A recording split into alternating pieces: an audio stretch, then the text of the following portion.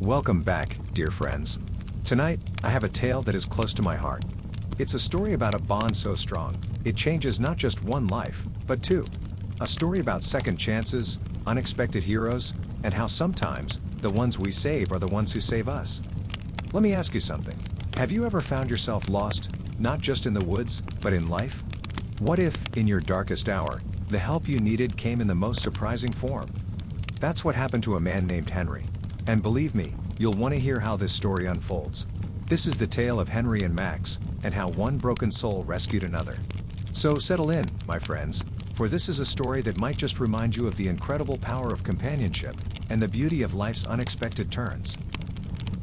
Henry was a man adrift, once a vibrant and successful artist. He had spent years painting vivid scenes of life and love. But when tragedy struck, the sudden loss of his wife in a car accident, the colors seemed to drain from his world. He left his bustling city apartment and moved to a small, quiet cabin on the edge of a forest.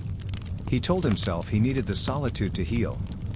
But as weeks turned into months, Henry became a ghost of himself, barely leaving the house. His canvases gathering dust. The cabin was nestled in the heart of the woods, surrounded by towering pines and a small creek that sang softly as it wove through the land. It should have been a place of peace, but for Henry, it became a prison of his own making. Each day bled into the next, marked only by the rising and setting of the sun. The world outside carried on, but Henry remained stuck, unable to move forward. One rainy afternoon, as Henry sat by his window, staring blankly at the gray skies, a sound broke through the monotony. A faint whimpering, carried on the wind. At first, he thought he had imagined it. The rain had been drumming against the roof all day, a relentless rhythm that usually drowned out any other noise. But there it was again, a soft, almost plaintive cry that tugged at his chest. Henry grabbed his coat and opened the door. The cold rain stung his skin, soaking through his clothes almost instantly. But he paid it no mind. The sound was stronger now, pulling him toward the narrow dirt road that led to town. The wind whipped through the trees, carrying the faint whimper like a thread of desperation. He followed it, his boots sinking into the mud with each step.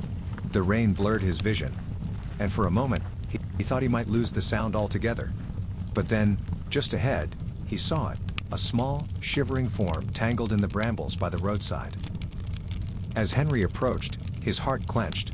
It was a dog, its fur matted and filthy, its ribs visible through its muddy coat. The poor creature looked as though it had been wandering for weeks, perhaps even longer.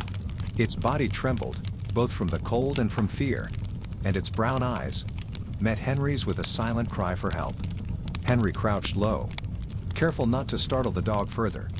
The rain dripped from his hair and into his eyes, but he didn't blink. His voice, soft and steady, broke through the storm. "It's okay, boy. I'm not going to hurt you." The dog flinched at first, shrinking back into the brambles as if expecting another blow from an unseen hand. But Henry stayed where he was, his hand outstretched, his voice a soothing murmur. "You're all right now. I just want to help." Minutes passed like hours. Henry's knees ached from crouching. The rain seeped into his very bones, but he didn't move. Slowly, ever so slowly, the dog inched forward, its movements hesitant and trembling. When its nose finally touched Henry's hand, it was as if a fragile bridge had been built between them. "There you go," Henry whispered, a faint smile tugging at his lips despite the cold. "You're safe now." Henry didn't know why he said it. He wasn't particularly fond of dogs. His wife had always wanted one. But Henry had argued against it, saying they didn't have the time. But something about this dog, its quiet desperation, stirred something in him. After what felt like an eternity, the dog allowed Henry to untangle it from the bush. It was soaked and trembling, its paw injured. Without a second thought, Henry scooped the dog into his arms and carried it back to the cabin. The rain continued to pour as Henry gently dried the dog with an old towel. He cleaned its wounds with the same care he used to handle his paintbrushes, his movements precise and deliberate. He fed it scraps of chicken and made a bed for it by the fireplace. The dog, exhausted, fell into a deep sleep. As Henry sat watching the firelight flicker over the dog's battered frame, he found himself speaking aloud. "Guess we're both a bit broken, huh?" The dog didn't stir, but Henry felt a strange sense of connection, as if the dog understood him. For the first time in months, the cabin didn't feel quite so empty. The next morning, Henry woke to find the dog sitting by the door, its tail thumping softly against the floor. It looked up at him with those same brown eyes, but this time, there was something else. Trust. Henry chuckled. "All right, you can stay, but I'm calling you Max." In the days that followed, Max became a constant presence in Henry's life. He was always there, lying at Henry's feet as he worked, following him from room to room with an unspoken understanding. Whether it was the small vegetable garden where Henry spent quiet hours tending to the earth, or the dusty studio where he would sit for hours, staring at blank canvases, Max was always by his side, as if he too knew that healing was a slow, steady process. The dog's loyalty was a balm for Henry's wounded heart. And in return, Henry found himself watching Max with a new appreciation, studying the way the dog's soulful eyes seemed to hold a wisdom far beyond his years. Max's scruffy fur, matted from his time on the streets, would now gleam in the sunlight as he lay contentedly by Henry's side, and Henry often found himself painting Max, capturing the way the dog tilted his head as if he understood every word Henry said. Each stroke of the brush brought life back to the canvas, just as Max was breathing life back into Henry's heart. Max, in turn, seemed to know when Henry needed a nudge, when the weight of grief began to press too heavily on his chest. On days when Henry felt trapped in the depths of his sorrow, when the world seemed too heavy to bear, Max would refuse to leave his side. He would nudge Henry's hand with his wet nose, a quiet but insistent gesture that said, "Come, let's go." If Henry ignored him, Max would drop a ball at his feet, staring up at him with those imploring eyes, as if reminding him that there was still joy to be found, even in the darkest moments. And so, day after day, they would walk. Slowly at first, just around the cabin, but eventually venturing deeper into the woods, where the scent of pine and the soft rustling of leaves beneath their feet became a rhythm that Henry grew to cherish. The brisk air would fill his lungs, and with each step, he felt a little lighter, the weight of grief lifting just a fraction. Max, ever patient, ever steadfast, was not only a companion but a guide, leading Henry through the woods as though showing him the path back to life itself. Their walks became a sacred ritual, a bond forged between them with each passing day. Henry found solace in the simplicity of those moments. The crackle of dry leaves beneath their feet, the sound of the distant creek babbling over rocks, the occasional rustle of a deer through the underbrush, all of it reminded him that the world was still full of beauty, still full of life, even when it seemed out of reach. And Max, who had once been a shadow of despair, now seemed to hold the key to unlocking that beauty again. One crisp autumn day, as they wandered along the creek, Henry noticed something he hadn't seen in months. It was subtle at first, a flicker of color at the edge of his vision, a flash of red among the brown and gray. He paused, his breath misting in the cool air, and looked more closely. The trees, once bare and lifeless, were now dressed in vibrant hues, the fiery reds of the maple leaves, the golden oranges of the oak, the rich purples of the wild vines that climbed the trunks. It was as though the entire forest had been painted with the colors he had long since forgotten. The sunlight filtered through the branches, casting a warm, amber glow across the forest floor.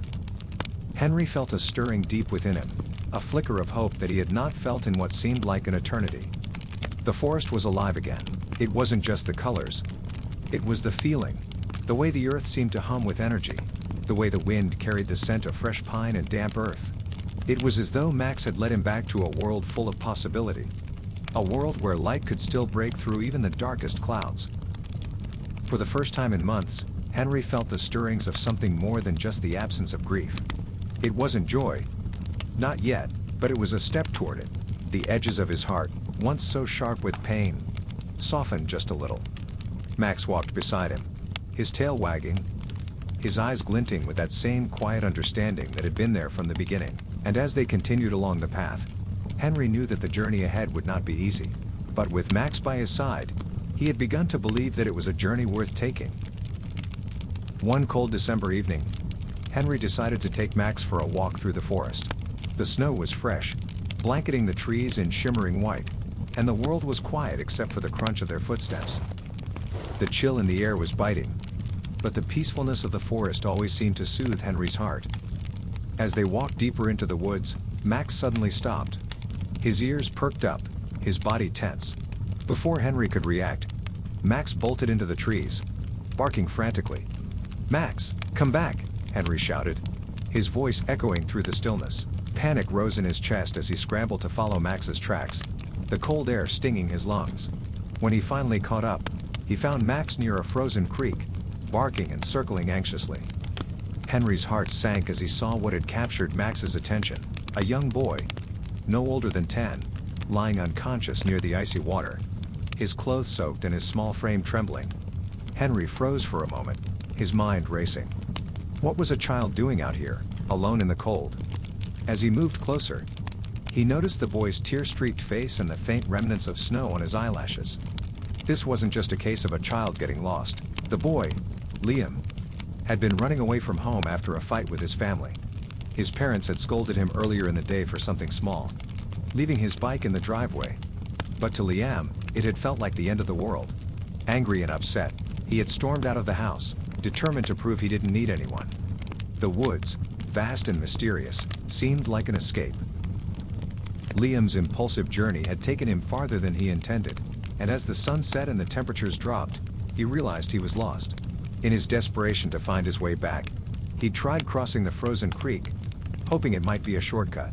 But the ice, thin in some places, gave way beneath him, plunging him into the freezing water. Somehow, he managed to crawl out onto the bank, but exhaustion and cold soon overtook him. Henry didn't hesitate. He waded into the freezing creek, the icy water soaking his boots and biting into his legs as he reached the boy. With Max barking relentlessly at his side, Henry pulled Liam out of the snow and into his arms, wrapping the shivering child in his coat. "It's okay. I've got you," Henry murmured, his voice steady despite his own fear. Max stayed close, his warm breath visible in the icy air, barking as if urging them both to keep moving. Without Max's determination, Henry might not have found Liam in time. Henry carried the boy back to his cabin, his legs trembling under the weight but his resolve unwavering. The forest, now cloaked in twilight, seemed to close in around them, but Henry focused on Max, who led the way home like a beacon. After Henry had carried Liam back to the cabin, the wind biting at his face and the cold creeping into his bones, he wasted no time. His mind raced as he hurried inside with the boy in his arms, his pulse quickening. Max trotted alongside, his presence a steady comfort in the chaos. Henry laid Liam down by the fire, where the warmth crackled and swirled in the quiet cabin. "Hang on, kid," Henry murmured as he grabbed blankets from a nearby shelf. He wrapped them tightly around Liam, trying to coax warmth back into the boy's small body. His teeth were chattering, his lips blue from the cold, but Henry focused on his breathing, forcing himself to stay calm. He gently ran a towel over the boy's hair, drying him as best as he could. Max, ever vigilant, stayed close by, occasionally nudging Liam with his nose as if to check that he was still alive, still breathing. Henry felt his heart tighten as he watched Max's concern for the boy. It was as if the dog understood that this child needed protection, just as Henry had once needed a reason to live. Once Liam's shivering subsided and his breathing began to normalize, Henry gave the boy some water, watching as the color slowly returned to his cheeks. He spoke softly, more to reassure himself than anything else. "You're safe now, kid. You're all right." The fire crackled, and for the first time since he had found Liam, Henry allowed himself to exhale. He let the quiet of the cabin fill the room as he placed the boy's boots by the stove to dry. Max lay next to Liam by the fire, his head resting on his paws, his tired eyes glinting in the firelight. But even as the warmth of the fire spread through the cabin, Henry knew he couldn't wait any longer. Liam's parents needed to know that their son was safe. There was no time to waste. After making sure Liam was settled by the fire, Henry stepped outside for a moment. The cold air bit at his skin, sharper now that the panic had faded. He fished the number Liam had given him from his pocket and dialed it, his fingers trembling slightly. The seconds seemed to stretch endlessly before someone finally answered. "Hello?" The voice was tentative, filled with worry. "I found Liam," Henry said, his voice steady despite the rush of emotion swirling inside him. "He's safe now. He was by the lake. He's a little cold, but I've got him warm by the fire." There was a pause, followed by a sharp intake of breath, then a relieved exhale. "Oh my God, you found him. Thank you. We've been so worried. We'll come as fast as we can. We're on our way." Henry nodded, even though they couldn't see him. "I'll be here. Just drive safe." After a few more exchanged words, the call ended, and Henry stood outside for a moment, watching the stars in the quiet night. The cold didn't seem as biting now, and as he turned back toward the cabin, he felt a shift deep inside. Liam's parents were on their way. The family would be whole again. And so would Henry, in a way. He returned to the cabin, ready to wait for their arrival, knowing he had done what he could. The warmth of the fire and the steady presence of Max offered a quiet comfort as they waited. Henry was looking outside of the window when he saw two headlights coming toward them. "Liam, looks like your parents are here," he said with a smile on his face. Liam's eyes lit up, a mix of relief and uncertainty in them. He stood, moving toward the door. As the car came to a stop, Liam's parents rushed out. His mother's voice trembled as she called his name. "Liam." Liam hesitated for a moment, then ran into his father's open arms. "I'm sorry," he murmured. His father squeezed him tightly. "You're safe now. That's all that matters." His mother joined them, holding both of them close, the weight of worry and fear finally lifting. After that night, something shifted in Henry. The world, once filled with grief, began to feel like a place of connection and second chances. Max had given him a new purpose, and the cabin, which had once been a lonely retreat, transformed into a sanctuary of hope. The quiet of the woods no longer felt isolating. It became a place of renewal. Henry began painting again, starting with Max, his loyal companion, his muse. His paintings, filled with both sorrow and hope, began to resonate with others in ways he hadn't anticipated. Through his art, he shared not just his story, but the beauty of the bond he and Max had formed. It wasn't just about the colors on the canvas, it was about healing, about finding peace in the simplest moments. As Henry opened up more through his work, he started to feel a sense of belonging he hadn't felt in years. People connected with his art, and with the story of two souls who had found each other at the right time. The cabin, once a place of emptiness, became a home, filled with love, companionship, and new beginnings. And through it all, Max remained by his side, his ever-present companion, showing Henry that sometimes, the help we need comes in the most unexpected forms. Together, they had saved each other, and in doing so, found a future filled with hope. And so, you see, my friends, while Henry thought he was rescuing Max, it was Max who truly saved Henry. Sometimes, in helping others, we find the help we didn't even know we needed. It's a reminder, isn't it? That even in our darkest moments, a little light, or perhaps a wagging tail, can guide us back to ourselves. Tell me, have you ever had someone, or something, come into your life just when you needed them most? Share your story in the comments.